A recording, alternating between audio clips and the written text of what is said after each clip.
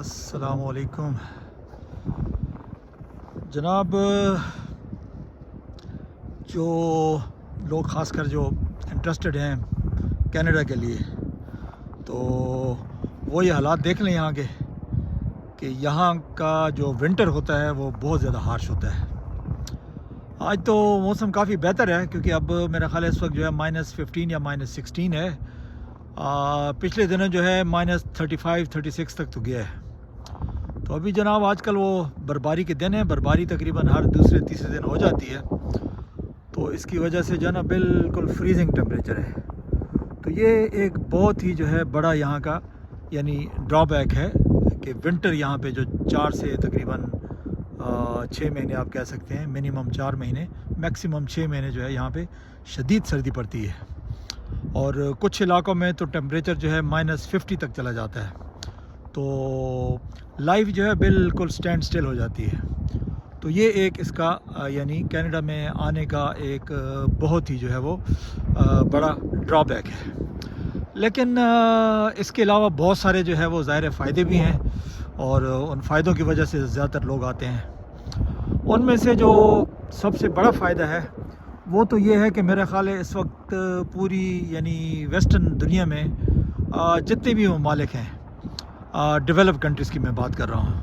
وہاں پہ میرا خیال ہے جو سب سے زیادہ فرینڈلی امیگریشن پالیسیز ہیں وہ صرف کینیڈا میں آپ کو ملتی ہیں. یعنی ایک بندہ جو ہے یہاں پہ جب کینیڈا آ جاتا ہے ایز اے اسٹوڈنٹ آتا ہے یا ایز اے وزٹر آتا ہے یا کسی اور کیٹیگری میں آتا ہے، عموماً جو ہے وہ یہاں پہ سیٹل ہونے کی کوشش کرتا ہے، اور اس کو کوئی نہ کوئی لیگل جو ہے وہ مل جاتا ہے جس کی وجہ سے وہ سیٹل ہو جاتا ہے. لیکن لوگ صرف یہ یعنی آپ سپرفیشل قسم کی جو ہے نا ان کے پاس انفارمیشن ہوتی ہے، وہ یہ سمجھتے ہیں کہ بس جناب وہاں پہ جاتا ہے اور بندہ بڑا آسانی سے سیٹل ہو جاتا ہے. ایسی کوئی بات نہیں ہے. یہاں پہ آپ کو بڑے دھکے کھانے پڑتے ہیں، اور شروع کے آپ یوں سمجھ لیں کہ تقریباً پہلے 2 سال جو ہیں وہ بڑے ٹف ہوتے ہیں،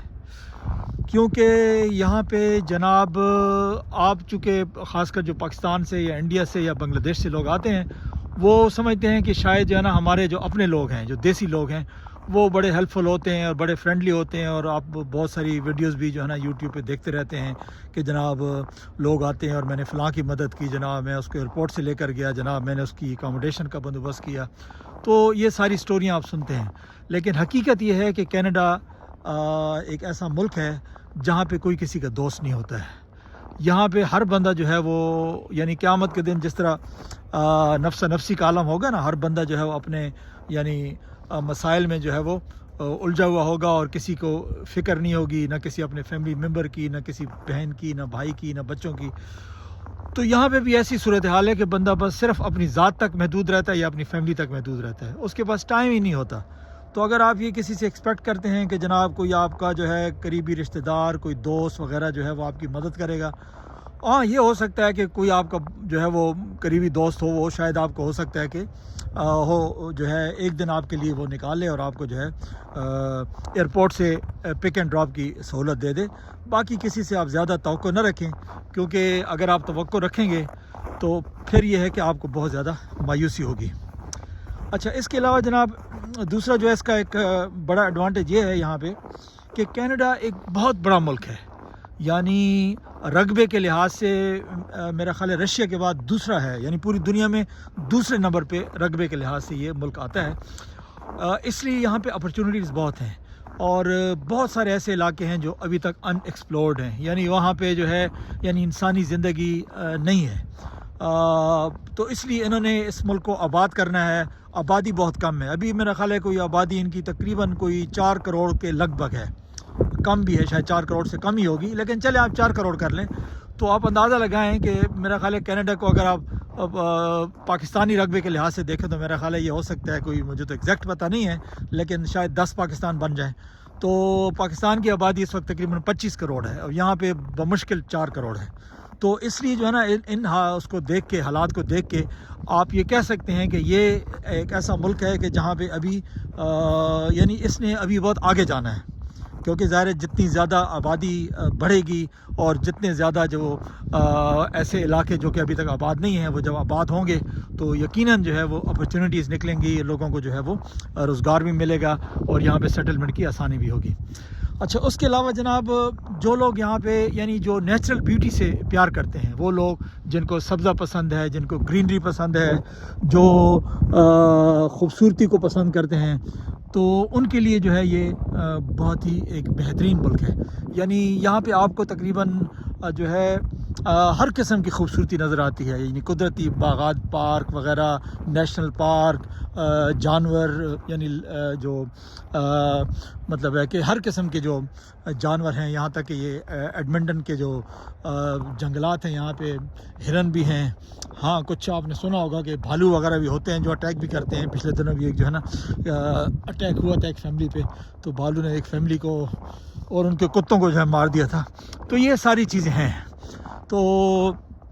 اس لحاظ سے جو ہے ہر جگہ کا کوئی مطلب ہے پازیٹیو کوئی نیگیٹو پہلو جو ہے وہ ہوتا ہے، تو یہاں کے بھی ظاہر ہے پازیٹیو پہلو بھی ہیں، نیگیٹو پہلو بھی ہیں۔ ایک اور جو پازیٹیو پوائنٹ ہے کینیڈا کا وہ یہ ہے کہ اگر آپ اس کو کمپیئر کرتے ہیں، اسپیشلی جو ہے آپ اس کو یو کے سے اگر کمپیئر کرتے ہیں یا جو ہے اس کو آپ امریکہ سے کمپیئر کرتے ہیں، تو دونوں سے یہ اس لحاظ سے بہتر ہے کہ یہاں پہ یعنی سیکیورٹی کے حالات بہت بہتر ہیں۔ یہاں پہ آپ کو میں یہ تو نہیں کہتا کہ ریسزم نہ ہونے کے برابر ہے، کیونکہ بڑے شہروں میں ریسزم بہرحال ہے، لیکن بہت کم ہے۔ آپ کو بہت کم نظر آئے گا، ہو سکتا ہے ٹورانٹو میں، وینکوور وغیرہ میں جو ہے نا آپ کو ریسزم جو ہے وہ نظر آئے، لیکن بہت کم ہے۔ اس کی شاید وجہ ایک تو یہ ہے کہ یہ چونکہ ایک ملٹی کلچرل مطلب ایک کنٹری ہے، یہاں پہ ہر کلچر سے جو ہے نا لوگ آ کے آباد ہوئے پوری دنیا سے، یعنی یہ نہیں ہے کہ صرف انڈیا، پاکستان، بنگلہ دیش سے ہیں، بلکہ ہر دنیا کے ہر ملک سے جو ہے نا آپ کو ملیں گے۔ افریقہ سے لوگ ملیں گے، عرب ورلڈ سے آپ کو لوگ ملیں گے، ساؤتھ ایشیا سے ملیں گے، ٹھیک ہے نا، فلپین وغیرہ، یہ جتنا جو ہے یہ جو ہے اپنا انڈونیشیا، ملائیشیا وغیرہ، یہ سب لوگ آپ کو یہاں پہ ملیں گے۔ تو ملٹی کلچر ہونے کی وجہ سے ڈائیورسٹی ہے یہاں پہ، تو اس لیے جو ہے ریسزم جو ہے وہ کم ہے۔ اس کے علاوہ جناب یہاں کا ایجوکیشن سسٹم بھی کافی بہتر ہے، کچھ بہت ہی جو ہے یعنی ورلڈ رینک کے بڑے ٹاپ کے جو ہے ادارے یہاں پہ موجود ہیں، خاص کر یونیورسٹی آف ٹورانٹو کے بارے میں کہتے ہیں کہ جو بندہ یہاں سے ڈگری جو ہے حاصل کرتا ہے وہ بہت ہی جو ہے وہ یعنی اس کو بہت اچھی لائف میں اپرچونیٹیز ملتی ہیں۔ تو یہ ساری چیزیں ہیں، لیکن یہ ہے کہ ہر بندے نے اپنے حالات، واقعات اور اپنے جو ہے یعنی جو جیب ہوتا ہے اس کو دیکھ کے جو ہے اس نے فیصلہ کرنا ہوتا ہے۔ تو یہ لوگ جو آپ آج کل سنتے ہیں کہ جناب وہ کینیڈا کا ویزا جو ہے بالکل فریش پاسپورٹ پہ لگ گیا ہے، تو یہ ہو گیا، تو وہ ہو گیا، ہوتا ہوگا، میں یہ نہیں کہتا ہوں کہ نہیں ہوتا، لیکن ایسا بہت کم ہوتا ہے، بہت کم ہوتا ہے۔ یعنی میں ان لوگوں کو جانتا ہوں جو کہ میرا خیال ہے کہ وہ ان کی مالی حالت بہت بہتر ہے اور وہ پاکستان سے باہر رہتے ہیں، اور